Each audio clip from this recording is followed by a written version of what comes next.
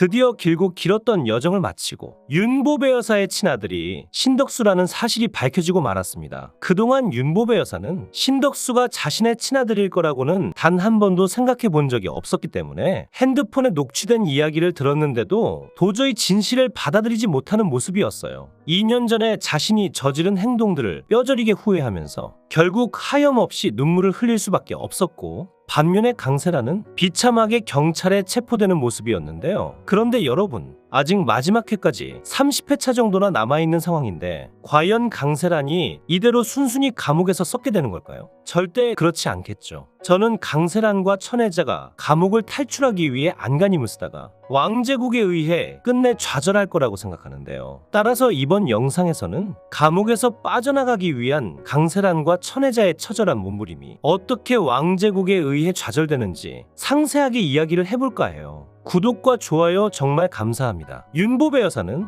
핸드폰에 울려 퍼지는 신덕수의 목소리를 듣자마자 큰 충격을 받은 나머지 넋이 나가버릴 수밖에 없었어요. 사실상 이미 찾은 것이나 다름이 없었는데 끝내 아들을 알아보지 못하고 먼저 하늘로 떠나보냈으니 후회가 이루 말할 수가 없었겠죠. 죽는 마지막 순간까지 신덕수에게 따뜻한 말 한마디를 해주긴커녕 보배정에서 매몰차게 쫓아내기까지 했던 윤보배였기 때문에 아들을 2번 버렸다는 생각에 가슴이 찢어질 수밖에 없었는데요. 불과 얼마 전까지만 해도 강세란이 자신의 손녀가 아니라는 사실을 알았을 때 한편으로 윤보배 여사는 아들이 살아있을지도 모른다는 희망을 품으면서 기대에 부풀기도 했습니다. 50년을 기다린 아들과의 만남이 어쩌면 이루어질 수도 있다는 희망 때문에 강세란과 천혜자를 속여가며 가짜쇼를 하면서도 마냥 힘들지만은 않았는데요. 하지만 아들과 만나겠다는 윤보배의 꿈은 또다시 2년 전처럼 산산조각이 나버렸고 헤아릴 수 없는 슬픔으로 눈물을 흘릴 수밖에 없었죠.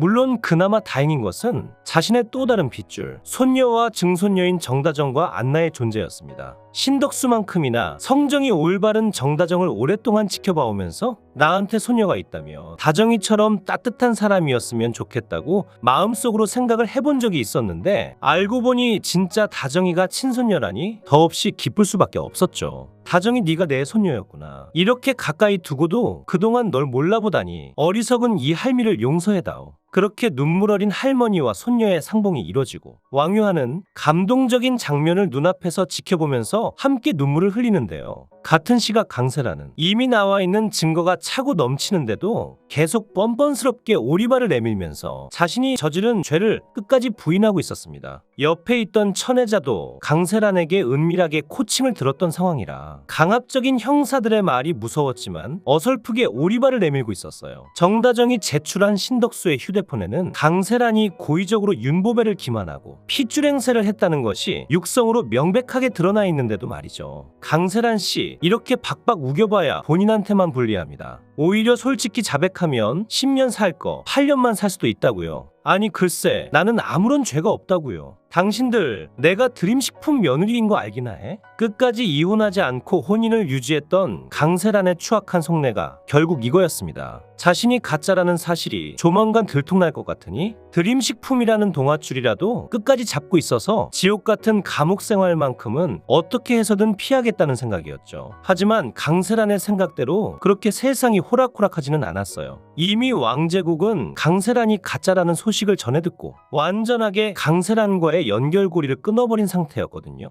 왕지훈과 강세란을 이혼시키고 일전에 협박을 받아서 무마시켰던 죄목도 다시 증거를 제출하여 재수사를 요청해둔 상황이었습니다. 결국 거짓말로 인생을 역전시키려 했던 강세란과 천혜자의 원대한 꿈은 정말 하루아침에 물거품이 되어버린 건데요. 그런데 이 드라마를 집필하는 서현주 작가도 강세란이란 캐릭터를 따끔하게 혼내주고 싶었는지 강세란과 천혜자 두 모녀가 수감된 방이 공교롭게도 일전에 지독하리만치 괴롭힘을 당했던 바로 그 방이었습니다. 강세란은 2번 다시 이 괴물들과 마주칠 일이 없을 거라는 생각에 왕제국의 도움을 받아 출소할 때도 이들을 약올리면서 감방문을 열고 나갔는데 또다시 무서운 언니들과 마주치게 되면서 잔뜩 겁에 질릴 수밖에 없었어요. 강세란보다 겁이 많았던 천혜자는 이들을 보자마자 거의 울기 일보 직전이었는데요. 감옥에서 처음 방배정을 받으면 마땅히 신고식을 해야 하는 법. 그날 밤 두모녀는 이불에 돌돌 말려서 먼지나게 두들겨 맞게 됩니다.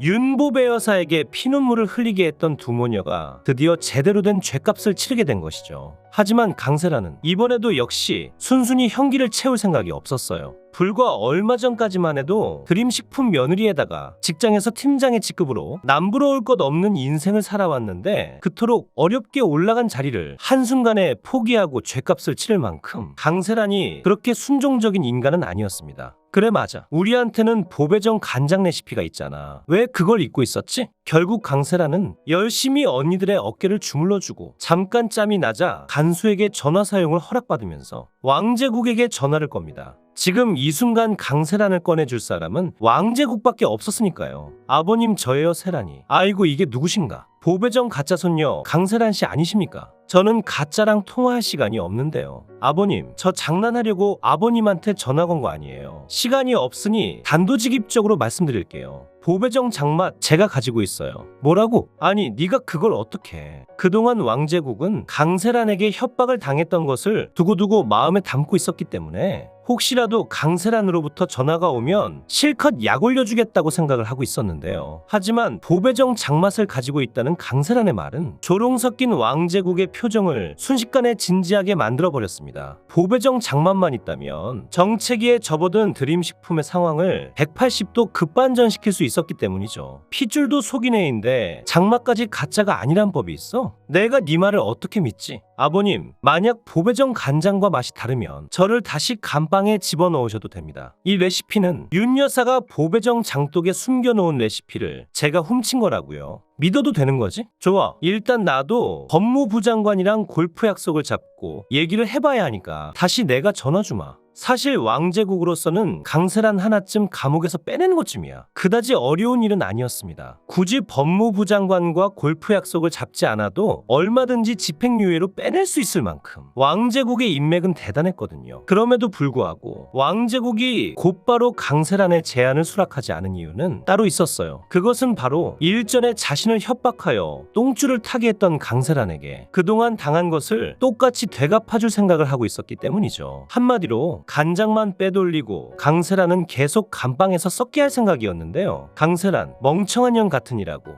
감히 이 왕제국을 협박한 죄값 이번에야말로 톡톡히 치르게 해주지. 그렇게 왕제국은 머릿속으로 간단하게 작전을 구상하고 감방에서 걸레질을 하고 있을 강세란에게 전화를 겁니다. 그래 좋아. 감옥에서 빼내줄 테니까 장맛부터 먼저 넘겨. 아버님, 그런 게 어딨어요. 저를 먼저 빼주면 그 다음에 레시피를 드리는 거죠. 너가 그동안 해온 것들을 생각해봐라. 너가 내 입장이면 너 같은 애를 믿을 수 있겠니? 괜히 빼줬다가 가짜 간장이면 나만 곤란하게 된다고. 싫으면 말거라. 지금 누가 더 간절한지 잘 모르나 보네. 알았어요. 알았다고요. 대신 조건이 있어요. 엄마도 같이 빼주세요. 아니 이게 보자 하니까 한도 끝도 없구나. 냅두세요. 그러면 다른 기업이랑 거래하면 되니까요. 대신 이번엔 진짜 간장이어야 할 거야. 만에 하나 가짜 간장이면 넌 평생 동안 감옥에서 썩게 될 거다. 결국 강세라는 왕제국에게 레시피를 숨겨둔 곳을 은밀하게 알려주는데요. 그렇게 날이 저물고 다음 날이 되자 또다시 열심히 걸레질을 하고 짬을 이용하여 왕제국에게 전화를 거는 강세란. 뭐지? 왜 전화가 걸리자마자 끊어지는 거지? 그렇습니다. 이미 왕제국은 레시피가 있는 곳을 알아내자마자 교도소 전화번호를 차단해버린 것이죠. 귀중한 전화 사용 기회를 놓친 강세란은 왕제국이 간장을 먹튀했다는 사실은 꿈에도 모른 채 그저 바빠서 전화를 할 수가 없었던 거라고 혼자 애써 위로하면서 다음 날을 기약하는데요. 하지만 당연하게도 하루가 지나서 시도한 왕제국과의 통화 역시 끝내 연결되지 않았습니다. 그제서야 강세란은 알게 됐어요. 왕제국에게 간장을 먹튀당했다는 사실을요. 왕제국 망할 자식, 감히 나를 속여. 절대 용서 못해. 같은 시각 왕제국은 강세란으로부터 훔친 간장 레시피를 보배정의 간장과 비교해보고 있었습니다. 강세란에게 복수도 하고 간장 레시피까지 얻었다는 생각에 그 어느 때보다 흡족해하는 왕제국이었는데요. 하지만 유감스럽게도 이 레시피는 가짜였어요. 윤보배 여사가 강세란과 천혜자가 장맛을 훔칠 것이라는 걸 예상하고 장독의 가짜 레시피를 일부러 숨겨놓은 것이었습니다. 그러자 강세란에게 혼잣말로 쌍욕을 하면서 극대노하는 왕제국. 강제국. 이런 젠장. 이 가짜년한테 또 속았네. 영상을 끝까지 시청해주셔서 감사합니다. 구독과 좋아요는 제가 영상을 제작하는데 큰 힘이 됩니다. 구독, 좋아요